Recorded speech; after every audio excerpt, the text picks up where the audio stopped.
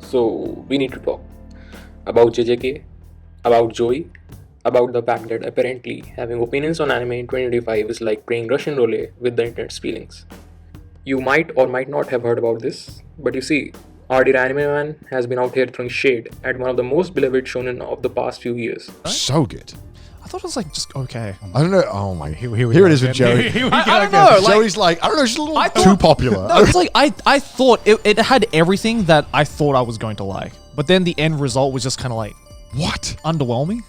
Calling it mid, underwhelming, and basically everything short of my grandmother could write better fight scenes. And the community? Well, let's just say they have had some feelings about it. But here's the thing, what if Joyce got a point? What if we have all been so caught up in the Shibuya hype train that we forgot to ask the most important question? Is Jujutsu Kaisen actually as good as we think? Or are we all suffering from the collective Stockholm syndrome with pretty animation? Today we are going full detective mode on this. We are dissecting Joey's takes, we are examining the evidence, and we are going to settle this once and for all. Is JJK the shonen masterpiece we have been told it is? Or is it just mid? So let's start with Joey's actual criticisms. Because believe it or not, they are more nuanced than JJK bad Demon Slayer could. Though he did say that too. Joey's main complaint seemed to be that JJK has everything I thought I was going to like, but the end result was just kind of underwhelming. Now this is interesting because it's not a technical criticism. It's not saying the animation is bad or the voice acting is terrible or that Gege is a criminal. He's saying it failed to hit him emotionally. It's like I thought it had everything that I thought I was going to like, but then the end result was just kind of like What? underwhelming. And you know what? I get it. We have all had that experience with anime that everyone swears is amazing. But when you watch it, you are just sitting there like, okay. But when does the life-changing part happen? Joey also says it's too complicated. Which, okay Joey, we need to have words. Like after Fate, Monogatari, Evangelion, are we really going back to this? JJK is too complicated? I mean, my brother, have you seen the power system in Hunter x Hunter?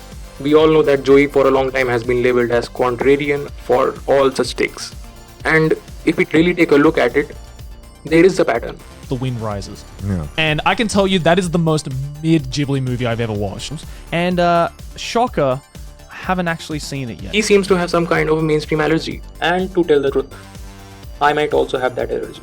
But if I come here and say that JJK is mid just because it is more mainstream for me, then that wouldn't really be fair for JJK, right? But before we crown Joey the prophet of truth, let's talk why JJK has the reputation it does. Because here's the thing, it's not just hype. There's substance here. The season 2's Shibuya arc did something that most shonen are too cowardly to do. It had consequences. Real, permanent, world-changing consequences. This wasn't your typical friendship power saves the day arc. This was everything you thought you knew is wrong. Half your favorite characters are dead or traumatized, and the world is fundamentally broken down. I won't go into detail about what happened in season 2, but if you watched it, you know. While most shonen treat death like a revolving door, yeah, I'm looking at you, Dragon Ball. JJK treats death like death. It's permanent, it's messy, and it leaves scars on everyone left behind. There's no going back. Now let's talk about character development. Gojo, who was introduced as the typical overpowered mentor character, cool, cocky, seemingly invincible. The first thought that I had on seeing him was, that's just Kakashi. Kakashi 2.0, the strongest in the universe, but still Kakashi. But here's the thing, Gojo was born strong, but he really wasn't the strongest. He became the strongest because he had to, because he lost everything that mattered to him. Now on to our main character, Yuji. Is he really the main character? We don't know. But let's talk about it. This kid at the start of the series was a typical shonen protagonist. Kind, strong-willed, wants to save everyone. But JJK systematically breaks him down. By Shibuya, he's not the same optimistic kid who swallowed Tsukino's finger. He's someone who's seen too much, lost too much, and is barely holding it together. This isn't just a story about superpowered teenagers fighting monsters. It's a story about death, regret, and getting meaning in a world that often seems meaningless. Every sorcerer in JJK dies with regret. That's not just a cool line that was dropped in the show on a whim. Nanami regrets not living more freely, Geto regrets not being strong enough to save everyone, Gojo regrets not being able to save Geto. But the series doesn't go all depressing. It shows hope for everyone. Now, this may sound cringy and whatnot, but that's what it is. Yuji chooses to help people, even when it hurts him. Megumi chooses to save those he deems worthy, even if it makes him seem cold. Nobara chooses to stay true to herself, even in a world that wants to change her. But wait, before we declare JJK the second coming of anime Christ, let's acknowledge where Joey and others are coming from. They do have some legitimate points. You see, JJK has a tendency to introduce concepts, characters, and plot threads at breakneck speed without always giving them the breathing room they deserve. The Culling Game arc in the manga is a prime example.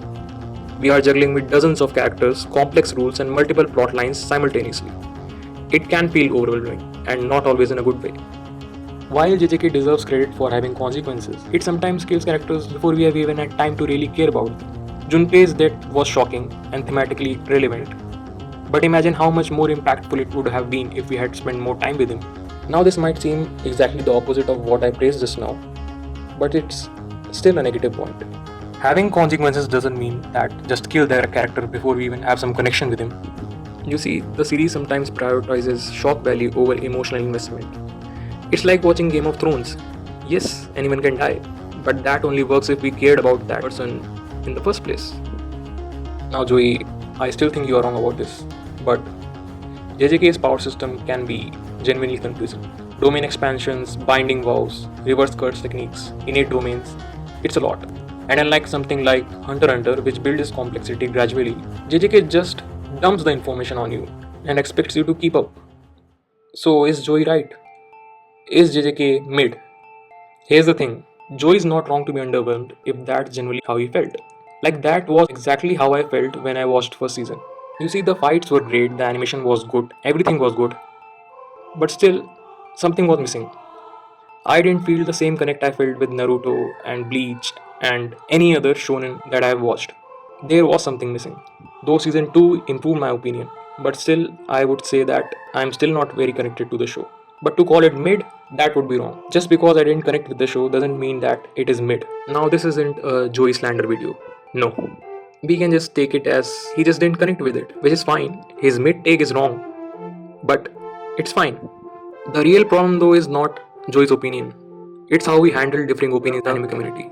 The moment someone criticizes a beloved series, we circle the wagons and attack the person rather than engaging with their arguments. Joey called JJK mid. It might have been just for fun. It doesn't matter. We can't just go around accusing someone to be a heretic. That's not healthy discourse. At the end of the day, JJK doesn't need our reference. It's successful, beloved, and influential, regardless of what any YouTuber says about it.